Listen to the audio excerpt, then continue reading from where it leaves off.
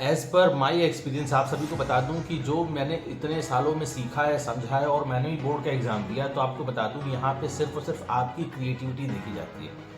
आप कितना अच्छा सोच सकते हो, कितना अच्छा आप लिख सकते हो, वो उसी चीज़ को आपको इस आंसर शीट पर उतारना हो, और आप देखोगे आपके नंबर कैसे कैसे कैसे कैसे बढ़ते चले जाएंगे। आप खुद नहीं सोच पाओगे कि आपको इतना अच्छा सोचने के इतने अच्छे अच्छे नंबर मिल सकते हैं। बिल्कुल सही सुना आपने, जैसी आपकी क्रिएटिविटी होगी वैसे आपको नंबर बरसेंगे पानी की तरह।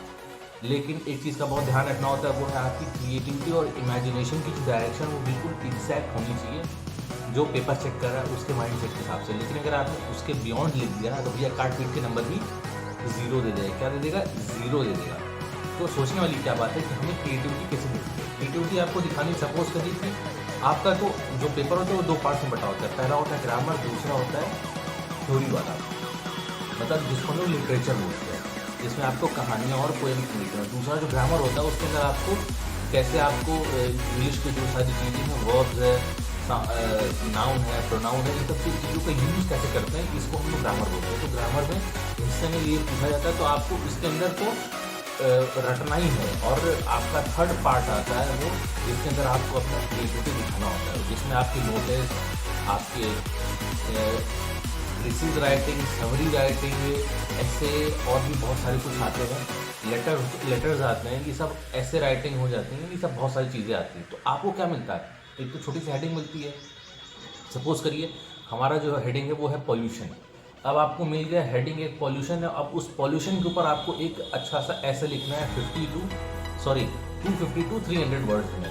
और इसमें आपको ऐसा एप्लीकेशन लिखना है, ऐसे लिखना है जिसके अंदर आपको पढ़ाने वाले को ये समझ में आ जाए कि पॉल्यूशन का मतलब क्या है, पॉल्यूशन से दिक्कतें क्या क्या हो रही हैं, पॉल्यूशन से हम इसको रोक कैसे सकते हैं, और पॉल्यूशन को कैसे हम स्टॉप कर सकते हैं। रोकने का मतलब तो हो चुका है, रोक कैसे सकते हैं, और साथ में इसको हम कैसे अवेयरनेस फैला सकते हैं कि बाकी और लोग हैं जो इसको पॉल्यूशन करें तो करें, लेकिन उसको थोड़ी कम मात्रा में करें, क्योंकि पॉल्यूशन हम रोक नहीं सकते हैं। और अगर जिस चीज़ को हम रोक नहीं सकते हैं ना भैया, तो उसको हम रिड्यूस कर सकते हैं। समझ आई कि नहीं?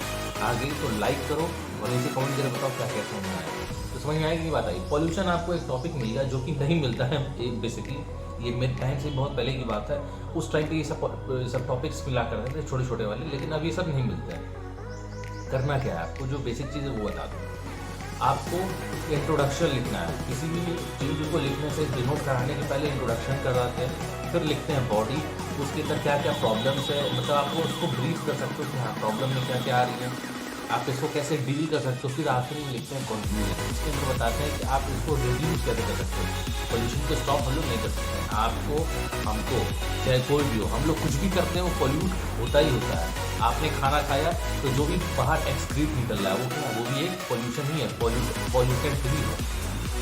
तो पॉल्यूशन को हम लोग रिड्यूस कर सकते हैं, उसको बंद नहीं कर सकते। हाँ, अब हम लोग आगे बढ़ते हैं। तो इंग्लिश में जो आपका जो लिटरेचर पार्ट है, आपको कहानी याद करने की ज़रूरत नहीं है। पढ़ लीजिए, कहानी को समझ लो कि एक व्यक्ति है और वो अगर घूम फिर रहा है, और हाँ, और आपको बता दूँ हॉर्नबिल जो आपकी चलती है क्लास 12 वालों की, और इस चीज़ को बता दूँ कि आपको इन सब चीज़ों को ना रख के रखना होगा, और दिमाग में बैठा लो भाई साहब। क्वेश्चन बहुत घुमा के पूछे जा रहे हैं आजकल। क्यों? क्योंकि कंपटीशन इतना बढ़ चुका है कि नंबर हर किसी को ले आने हैं, लेकिन हर कोई ला नहीं पाएगा।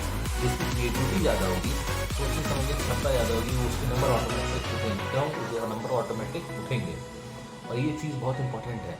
आपको बता दूँ, एक ये सबसे बेसिक और इम्पॉर्टेंट है, मालूम सबको होता है, एग्जाम्पल में यूज़ कोई नहीं करता। एग्जाम्पल देना शुरू कर दो भाई साहब, अपने आप देखना नंबर्स उठने लग जाएंगे। क्या हो जाएंगे भैया? नंबर्स उठने लग जाएंगे। ये मेरा सबसे फेमस टूल था, मेरा आजमाया वो सबसे अच्छा टूल था ये। मैं जहाँ भी कुछ लिखता था तुरंत नीचे उसके एग्जाम्पल दे देता था। चाहे कुछ भी हो, एग्जाम्पल देना ही देना है। चाहे क्वेश्चन आंसर हो, चाहे ऐसे हो, नोटिस हो, चाहे आपका लेटर राइटिंग हो। और हाँ, सबसे इंपॉर्टेंट बात आपको बता दूँ, लेटर राइटिंग में कभी भी अपने घर वालों का नाम पता मत बताना उसमें। जिस दिन आपने नाम पता बता दिया उस दिन समझ जाओ कि वो नंबर आपको देने से बहुत कतराएंगे। जैसे लिखते हैं ना, टू द प्रिंसिपल, अगर आप प्रिंसिपल को लिख रहे हो, बेसिकली उसमें तो न्यूज़ हेड को लिखवाते हैं, न्यूज़ एडिटर लिखवाते हैं, टू द एडिटर, किसी बड़े पोस्ट को लिखवाते हैं, किसी बड़े इंडस्ट्रियलिस्ट को लिखवाते हैं, तो वो लेटर उनके लिए लिखवाते हैं। लेकिन सेंडर, रिसीवर, ये सब आपको लिखना होता है तो आप उसके अंदर जॉन लिख दो, माइकल लिख दो नेम की जगह, और उसमें लिखा होता है एड्रेस, तो लिख दो स्ट्रीट नंबर 43, आप कुछ भी डाल सकते हो, ये तो मैं आपको बता रहा हूँ, सेक्टर नंबर 9 और न्यूयॉर्क डाल दो उसको। मैं ऐसे ही करता था बिल्कुल। और सर ने बताया था, स्ट्रिक्ट इन्फॉर्मेशन दी थी कि जिसने भी अपना कुछ भी अगर उसके अंदर लिखने की कोशिश की है कि भैया किसी तरीके से उसमें अगर पता चल रहा है कि ये इन्फॉर्मेशन इस बच्चे की है, उस पर ही मार्क्स कटेगी। ये कोई आपको अंदर की बातें कोई बताएगा नहीं, लेकिन ये बहुत ही इंपॉर्टेंट टिप है जो आपको मैं बता रहा हूँ। आपको कहीं भी किसी भी तरीके से आपका इन्फॉर्मेशन नहीं उसमें छोड़ना कि हाँ ये मैं हूँ और मेरा काम है, ये मेरा डेजिग्नेशन, पता चलता है डेजिग्नेशन है, डेजिग्नेशन में लोग अपना ही नाम डाल के चल देते हैं। नहीं, कभी नहीं करना है। वहाँ पे आपको क्या लिखना है, बिल गेट्स लिखना है, एलन मस्क लिखना है, लेकिन आपको अपना नाम नहीं डालना। जिस दिन आप ये बात समझ जाओगे उस दिन देखना भैया नंबर फुल में फुल मिलना शुरू हो जाएंगे। एक बात और, नोटिस जो होता है, नोटिस के अंदर आपको पता होगा नोटिस कैसे कैसे लिखते हैं, आपको पॉइंट्स में बताने होते हैं और बहुत सारी चीज़ें होती हैं जो आपको बिल्कुल शॉर्ट फॉर्म में बतानी होती है, ताकि उसके अंदर से ज़्यादा हम इंफॉर्मेशन वो ग्रैप्स कर पाएँ और उसमें ज़्यादा से ज़्यादा हमारा वर्ड्स भी यूज़ ना हो।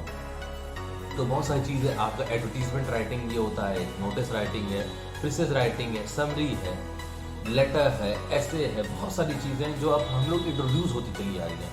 जैसे जैसे हम लोग आगे बढ़ रहे हैं, जैसे जैसे हमारी कंपटीशन बढ़ रही है, वैसे वैसे चीज़ें ये सब इंट्रोड्यूस होती चली आ रही है। हमारे टाइम पे क्या क्या था वो आपको बताने से रोक करते हैं, लेकिन आपको जो हम चीज़ बता रहे हैं ना वो टेक्निक कभी नहीं पुरानी होगी, और वो टेक्निकी बेसिस है आपका, आपको इंग्लिश में बढ़िया नंबर दिलाएंगे। मैं अंकित गुप्ता, बिजनेस कोच, आप सभी को यही बताने आया हूँ कि आप क्या क्या कर सकते हो और कैसे कैसे करके इन छोटी छोटी ट्रिक्स को और टिप्स को यूज़ करके आप एक बढ़िया नंबर ले आ सकते हो इंग्लिश में। मेरे एक्सपीरियंस के हिसाब से आपको ये टिप्स बहुत अच्छी नहीं होगी, अगर लगी तो भैया लाइक करके ज़रूर जाना, और हाँ कमेंट से बता दो और इन सब चीज़ों के ऊपर हम और क्या क्या लेके आ सकते हैं। और हाँ, कुछ दिनों तक मेरी ये बोर्ड की सीरीज चलेगी। पिछले वीडियो का आपने इतना प्यार दिया, उसका बहुत बहुत धन्यवाद। मिलते हैं आपसे नेक्स्ट वीडियो, तब तक के लिए बाय।